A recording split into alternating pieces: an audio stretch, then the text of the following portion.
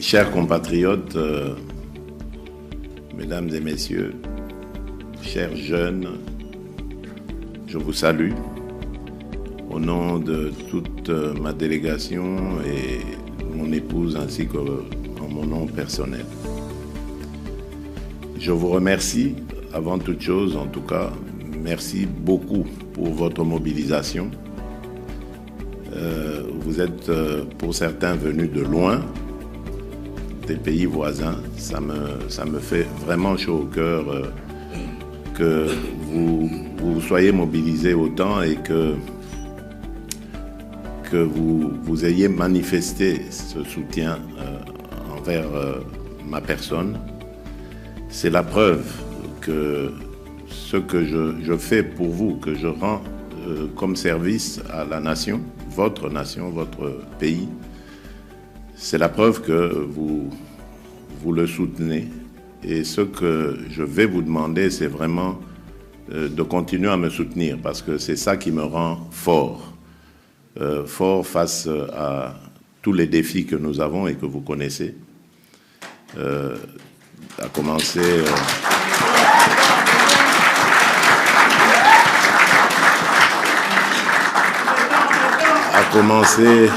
commencer bien entendu par le défi sécuritaire.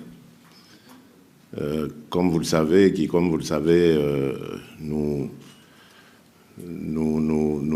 oppose à un de nos voisins belliqueux depuis 2022, mais en réalité depuis plus longtemps. Mais c'est depuis 2022 qu'il a vraiment manifesté ses réelles intentions, qui ont été depuis près de 30 ans de déstabiliser l'Est de la République démocratique du Congo afin qu'il n'y ait pas du tout d'autorité de l'État dans cette partie du pays pour lui permettre à ce voisin donc de continuer à piller tranquillement et à développer son économie. Et comme vous le savez, nous sommes à la croisée des chemins. Nous sommes en train d'aller tout doucement, mais sûrement, vers la fin de ces horreurs, des horreurs qui ont entraîné des millions de victimes dans notre pays. C'est pour ça que nous parlons aujourd'hui haut et fort d'un génocide congolais, un génocide que la communauté internationale a ignoré pour des raisons évidentes, parce qu'évidemment ce voisin belliqueux travaillait avec le soutien de certaines puissances. Il travaillait à piller nos ressources et à servir les industries de haute technologie de ces pays-là. Nous avons fait non seulement que de dénoncer ces abus, mais nous avons également résisté face à ces exactions continues de la part de ce voisin. Et je peux vous le dire avec assurance que le mal était profond. Le mal, quand je dis profond, c'est-à-dire il avait miné nos institutions. Cette guerre, si elle a duré aussi longtemps, c'est parce qu'elle prend ses racines dans notre pays, dans nos institutions.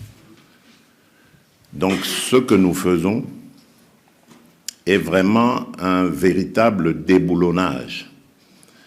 Nous sommes non seulement en train de mettre en sécurité, définitivement d'ailleurs, je l'espère, nos compatriotes de l'Est qui ont payé un lourd tribut à cela, mais nous sommes aussi en même temps en train de mettre fin à cette infiltration dont nous avons été victimes pendant près de 30 ans maintenant. Car comme vous le savez, c'est depuis le génocide rwandais que le mal s'est invité chez nous. La communauté internationale avait demandé à ce que le Zaïre de l'époque ouvre ses frontières à ce peuple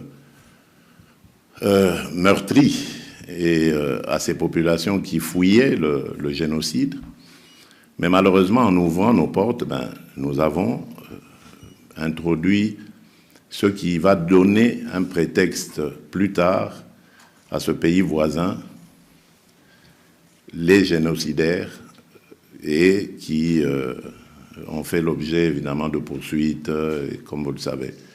Et ces poursuites sont devenues aujourd'hui un prétexte pour 30 ans après, figurez-vous. Donc on continue à penser que ces gens qui ont 30 ans de plus que ceux qu'ils avaient à l'époque, donc ils doivent tourner autour de 60 ans, voire 70 ans pour certains même, si pas 80, constitue toujours une menace, soi-disant, pour ce voisin. Vous comprenez donc que ce n'est qu'un prétexte qu'on a brandi pendant longtemps pour justifier les infiltrations dans notre pays, la déstabilisation de l'Est. Prétexte parce qu'en réalité, derrière tout cela, ce sont les pillages de nos ressources naturelles, nos ressources agricoles. C'est ça qu'il y avait en toile de fond, qui était la vraie raison de ce discours mensonger. Et aujourd'hui, grâce à Dieu, nous sommes en train de tendre vers la fin. Je crois que vous êtes au courant maintenant que grâce à l'initiative évidemment du président Donald Trump, que je remercie au passage, et à travers lui, je remercie également l'émir du Qatar et les chefs d'État angolais et togolais aujourd'hui, et l'ancien président de la République du Kenya, qui sont des hommes qui ont vraiment, qui se sont mis à la tâche, qui se sont coupés en quatre pour aider la République démocratique du Congo à sortir de cet enfer, car c'est vraiment un enfer que nous avons vécu. Et donc je disais que vous devez être au courant que le 4 du mois prochain, dans quelques jours donc, le 4 décembre, nous avons rendez-vous à Washington pour, autour du président Donald Trump, signer cet accord de paix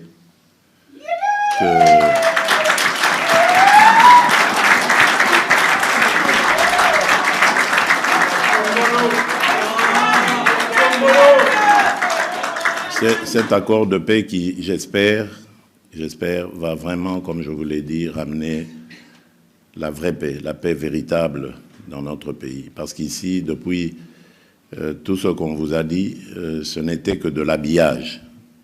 Chaque fois qu'il y avait des accords de paix, vous avez suivi, il y avait en même temps mixage, brassage. C'était là l'occasion d'infiltrer des éléments étrangers dans notre armée pour que quelques années plus tard, le cycle recommence évidemment. Voilà pourquoi, durant tous ces accords qu'il y a eu, enfin toutes ces discussions, parce qu'il n'y a pas encore vraiment d'accord, toutes ces discussions que nous avons eues à Washington ou à Doha, pour nous, la ligne rouge, c'était d'accéder à la demande de ces belligérants-là d'accepter toute idée de mixage et de brassage. C'est exclu. Ça n'existera plus dans ces accords-là.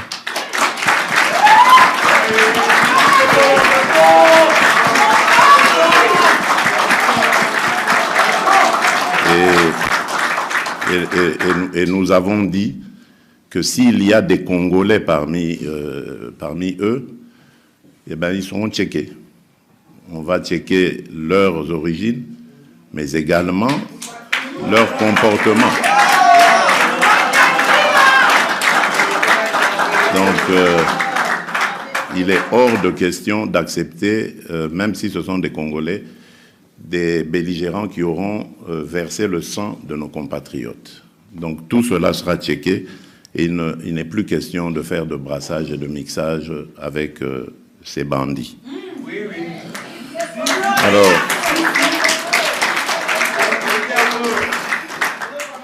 Alors C'est la même chose aussi pour ce que vous avez entendu par rapport à l'accord sur une intégration régionale. Donc, c'est ce que... je veux dire, il n'y a rien de nouveau là. C'est ce que j'avais proposé lorsque je suis devenu président en 2019. J'avais fait de mes voisins ma première destination à l'extérieur, si vous vous souvenez. Mes premiers voyages à l'étranger, c'était dans la région, parce que je voulais rencontrer ces pays voisins pour leur proposer de vivre en paix à travers la mise en œuvre de politiques régionales, commerciales, économiques, qui vont nous amener à nous développer ensemble et à faire le bonheur de nos populations respectives. Malheureusement, bon, il y en avait qui étaient très mal intentionnés et qui, comme vous le savez, nous ont poignardés dans le dos depuis 2022. Mais, qu'à cela ne tienne, mon idée reste la même, parce que je suis panafricaniste avant tout. Je ne peux pas imaginer le développement de l'Afrique, de la République démocratique du Congo, sans imaginer aussi en même temps celui de l'Afrique.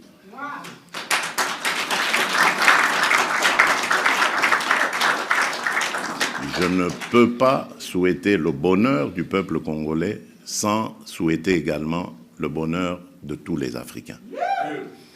C'est pourquoi la République démocratique du Congo, pour moi, si elle a été autant bénie par le Seigneur, le Créateur, c'est pour aussi que son bonheur rejaillisse sur les autres peuples d'Afrique. Malheureusement, nous avons ce que nous avons comme voisins. Heureusement, j'allais dire que ce n'est qu'instantané, il n'est pas éternel. Un jour viendra où cette Afrique dont je rêve, cette belle Afrique, cette Afrique vainqueur, conquérante, cette Afrique naîtra, elle verra le jour. J'en suis convaincu. C'est pourquoi nous y travaillons aujourd'hui.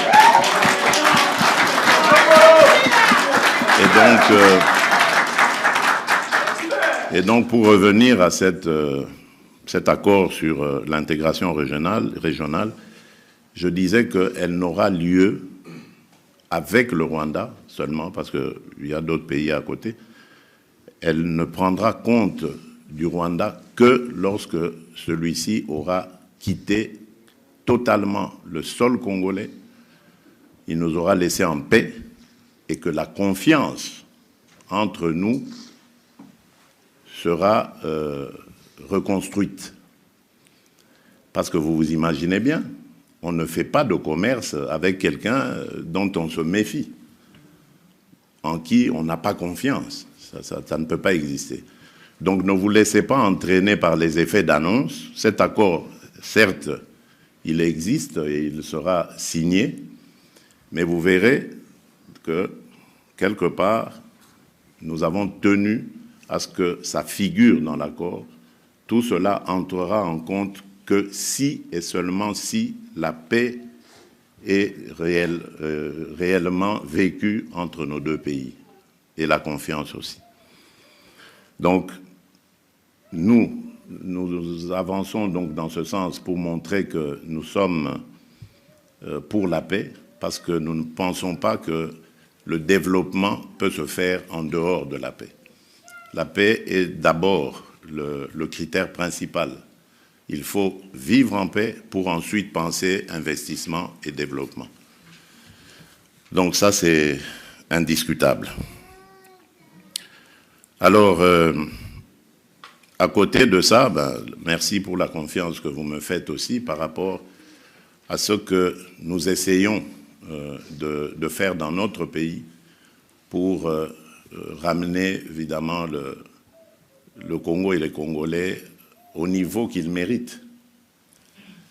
J'ai hérité d'un pays qui était exsangue, un pays qui, je ne vous le cache pas, vous le savez, qui était dans des situations plus que désespérées, Mais aujourd'hui, je peux vous dire avec fierté, en relevant vraiment la tête, en vous regardant dans les yeux, que le Congo est en train de regagner sa dignité et son respect international.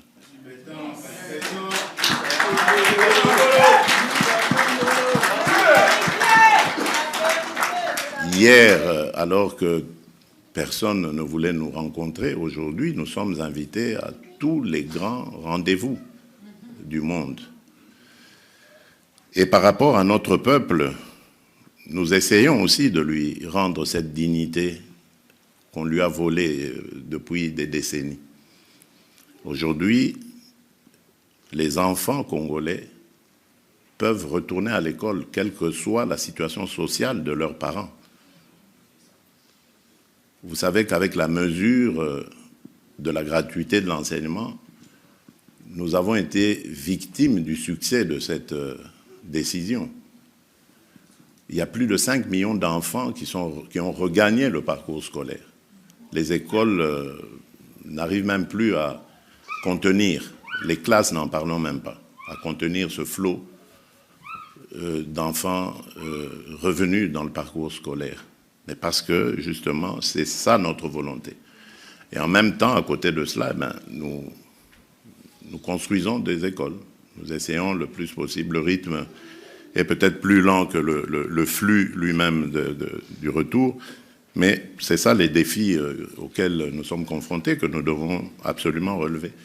Nous construisons des écoles le plus possible, en tout cas, pour que nos enfants puissent avoir l'éducation. C'est la seule manière, pour moi, de nous mettre à l'abri, désormais, de toutes les aventures qui nous ont désaxés, qui nous ont désorientés de notre destin. Il faut éduquer notre population, préparer notre jeunesse aux défis à venir. C'est vrai qu'il y a beaucoup de choses à faire, mais nous nous y attaquons parce que le plus important, c'est de commencer. Et c'est ce que nous sommes en train de faire. Nous avons commencé avec la gratuité au niveau fondamental. Je suis en train de me battre avec le gouvernement pour que très bientôt, en tout cas avant la fin de mon second mandat ici, que nous entamions la gratuité au niveau secondaire. Je suis engagé dans un programme pour que, au niveau universitaire et supérieur, nous ayons des établissements adéquats aux standards internationaux et capables d'absorber toute cette crème qui viendrait des secondaires pour les orienter. Bien entendu, il n'y a pas que les études universitaires et supérieures, il y a aussi les études professionnelles.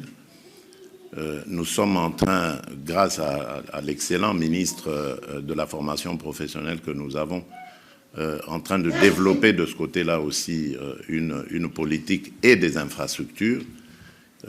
Ça suit. Donc l'essentiel, évidemment, c'est d'encadrer cette jeunesse pour qu'elle soit formée et aguerrie afin de prendre en charge le Congo de demain. Parce que notre pays est au centre de beaucoup d'intérêts. J'ai parlé ici des pillages dont nous sommes victimes. C'est justement à cause de nos richesses, de ces richesses que nous avons. Mais nous avons aussi près de 80 millions d'hectares de terres arables. Et aujourd'hui, on parle de famine dans le monde. Donc vous vous imaginez, nous n'avons même pas développé plus de 10%, cultivé sur plus de 10% de ces terres arables. Donc regardez un peu la marge de progression que nous avons par rapport à cette famine qu'il y a dans le monde. Nous avons près de 52% des eaux douces d'Afrique, près de 10% des eaux douces du monde. C'est énorme aujourd'hui où la déforestation, la désertification plutôt est en train d'avancer en Afrique. Donc nous avons des solutions à tous ces problèmes. Il y a le bassin forestier dont nous possédons, le bassin du Congo dont nous possédons au moins les 60%, qui nous aide à être le poumon de la planète, un des poumons. à côté de l'Amazonie et de l'Indonésie. Donc, vous voyez que c'est un pays solution, qui a des solutions aux problèmes qui se posent dans le monde aujourd'hui. Et si nous n'avons pas une population qui est préparée à gérer tout ça, à la fois la pression, mais aussi les biens précieux que nous avons, ben, nous courons à notre perte, si pas à notre balkanisation. Donc nous devons vraiment nous préparer à ça et préparer notre jeunesse face à ces défis. Voilà pourquoi, dernièrement, j'ai lancé cette initiative qui s'est très très bien déroulée grâce à la participation, enfin à la gestion plutôt des ministres concernés, celui des PME, celui du travail, celle de la jeunesse, celle du genre, enfin, ils ont très très bien travaillé, ils nous ont pondu des assises qui resteront mémorables. C'est la fameuse table ronde pour l'emploi et l'entrepreneuriat des jeunes. Donc vous voyez, je mets vraiment un point d'honneur à tout faire pour que notre jeunesse soit le mieux possible encadrée. Je sais qu'il y a encore beaucoup de choses à faire, mais comme je le disais tout à l'heure, au moins nous avons entamé un travail et ceux qui viendront après moi continueront, je l'espère en tout cas, parce qu'il faut que notre jeunesse, et nous avons, c'est la majeure partie de notre peuple, à plus de 60%, voire 70%, notre peuple est composé de jeunes dont l'âge aussi entre 0 et 35 ans. Donc c'est vraiment là, pour moi, la plus grande richesse que nous avons. C'est une bénédiction d'avoir un peuple aussi jeune. Ça veut dire capable de travailler. Il suffit simplement de lui procurer du travail, de lui donner de la formation, et du travail, et le reste suivra. Donc, c'est ce qui me fait dire que l'avenir du Congo, l'avenir de l'Afrique, parce que c'est la même situation aussi ailleurs en Afrique, est radieux. Mais simplement, il faut que nous commencions à y croire, nous, Africains, nous, Congolais. Nous devons y croire. Et je crois qu'après y avoir cru, il faut entreprendre. Et ce n'est que comme ça que nous aurons des résultats. Parce que nous ne sommes pas moins bons que les autres. J'ai toujours dit ça. Les autres ne sont pas meilleurs que nous. C'est simplement parce que nous refusons de croire en nous. Nous refusons de nous baser sur nos propres valeurs. Nous complexons pour rien en regardant les autres. Alors que nous sommes capables du meilleur. Je peux vous le dire, moi j'ai rencontré beaucoup de jeunes, j'ai vu beaucoup de Congolais qui font des merveilles. Au Congo même, avant d'en faire aussi ailleurs, mais au Congo. Donc, nous sommes capables de faire ce que les autres font et nous devons nous en réjouir. Il faut simplement croire en nous et mettre les moyens plutôt que de les détourner dans des bêtises inutiles. Autant mettre les moyens à reconstruire, rebâtir notre pays. Et c'est ce qui a fait aussi que j'ai mis un accent particulier sur la santé, en initiant justement cette politique de la couverture santé universelle, qui est en train de prendre de l'ampleur. Ce ne sera pas facile de le faire du jour au lendemain, vous le savez, donc on procède par étapes. Nous avons commencé par la catégorie mère et enfant. Aujourd'hui au Congo, dans les hôpitaux publics, l'accouchement est gratuit. Maintenant, on prend même en charge les enfants ou les consultations prénatales au moins un mois avant l'accouchement et post-natal ou néonatal après aussi. Donc on suit la mère et l'enfant après un mois gratuitement. Donc ça, d'ailleurs, ça a eu un impact considérable sur le taux de mortalité. Et donc voilà, donc c'est ce qui fait que nous sommes encouragés en tout cas à continuer et nous allons continuer. Et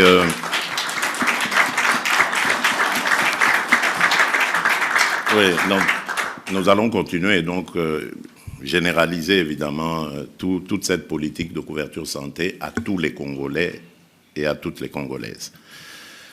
Il y a aussi cette politique qui me tient à cœur, qui a un peu battu de l'aile à cause évidemment des problèmes de sécurité que nous avons, parce que nous avons dû mobiliser beaucoup de ressources pour soutenir notre armée, nos soldats qui sont au front, qui se battent pour notre intégrité.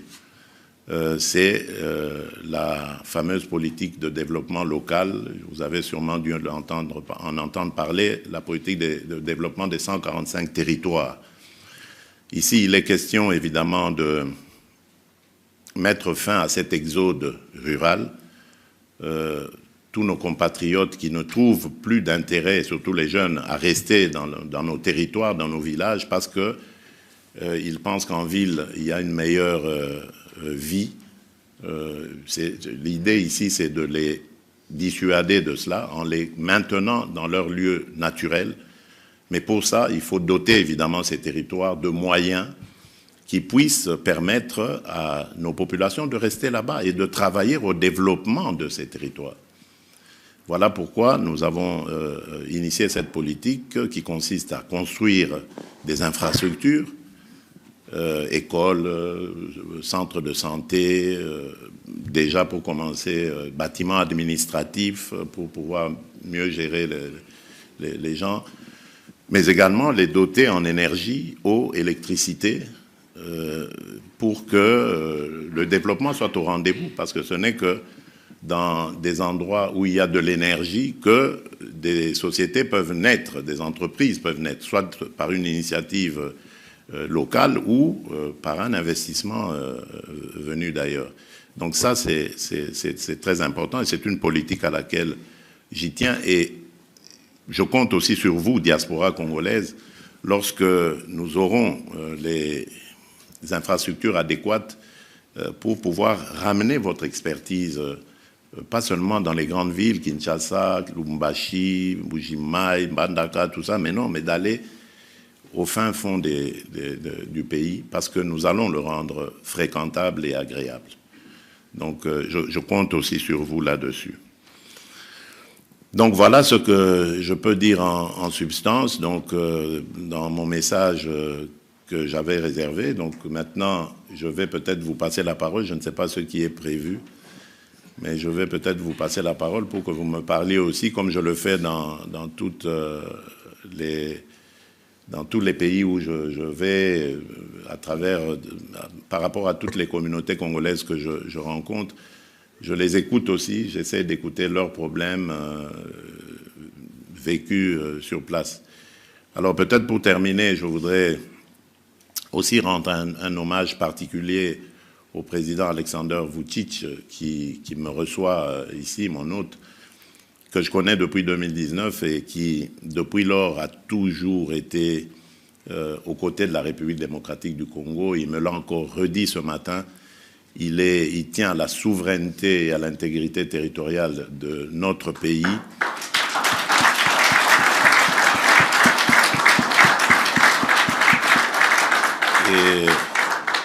Et il est vraiment à nos côtés. Il va aussi, à sa manière, mener les démarches en tant que président de la Serbie pour que le Congo recouvre son intégrité et sa souveraineté.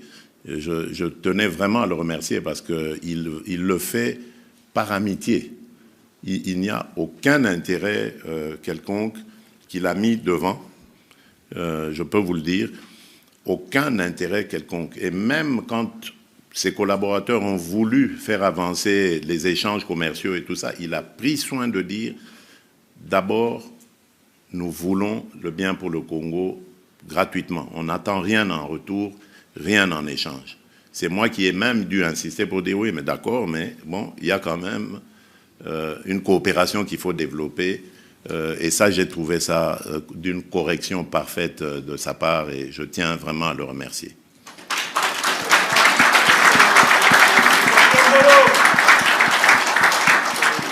Voilà pourquoi je vous demande à vous, chers compatriotes, d'être nos ambassadeurs dans ce pays. Montrez-vous corrects avec les Serbes, corrects vis-à-vis des lois et des coutumes de ce pays.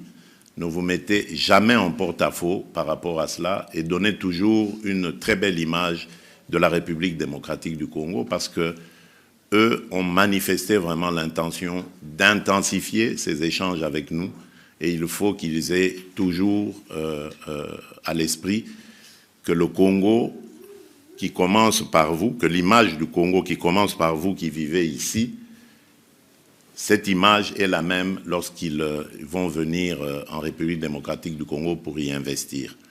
Bien entendu, je vous écouterai ici, je sais qu'il y a beaucoup d'étudiants. Vous savez que nous avons aujourd'hui récupéré la très très belle initiative de la première dame, mon épouse, qui est Excellencia. Donc on n'a pas voulu la laisser s'essouffler parce que c'est une initiative privée, elle mobilisait les dons des privés, ce n'est pas toujours évident. Nous avons donc décidé d'accompagner cette initiative en la récupérant au nom de l'État pour essayer, si pas en tout cas, de maintenir le très bon niveau que cette initiative a, mais même d'aller au-delà et de commencer à financer nous-mêmes toutes ces bourses, etc. Donc, nous serons toujours à vos côtés, chers jeunes. Vous pouvez compter sur moi parce que l'éducation, la santé et le développement, vraiment, ça fait partie des objectifs que j'ai pour redorer le blason de mon pays. Je sais que beaucoup de nos compatriotes étudiants à l'étranger, étudiants boursiers ont de sérieux problèmes parce que bon, ce sont des bourses qui ne sont pas toujours suffisantes, mais c'est déjà quelque chose, et merci à ces pays amis de disposer de cela. Mais vous avez raison, l'État congolais doit venir à votre rescousse et vous apporter le petit plus qui manque pour vous permettre de vivre dans des conditions adéquates.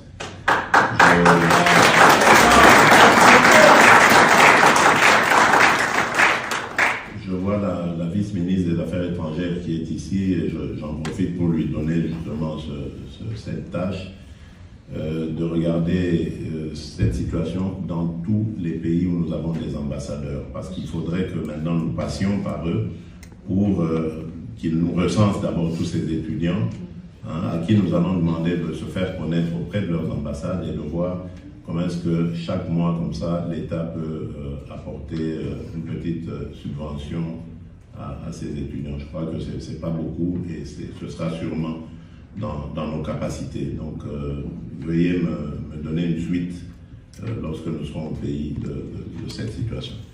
Alors, je crois que vous êtes au courant des succès de nos léopards football.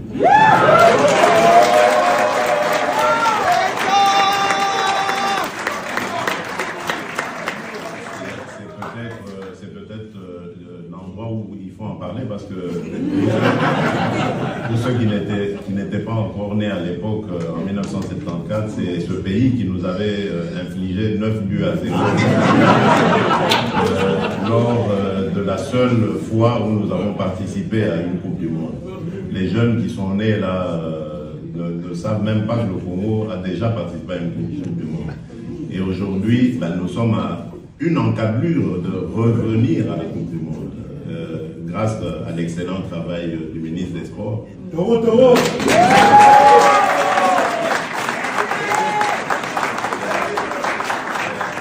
a bien su encadrer nos léopards. C'est vrai que nous avons raté de peu la qualification directe dans les 9 places qui étaient réservées à l'Afrique, mais il reste une possibilité. Et aujourd'hui, nous sommes très bien placés pour y arriver. Donc, accompagnez nos léopards par vos prières. Surtout.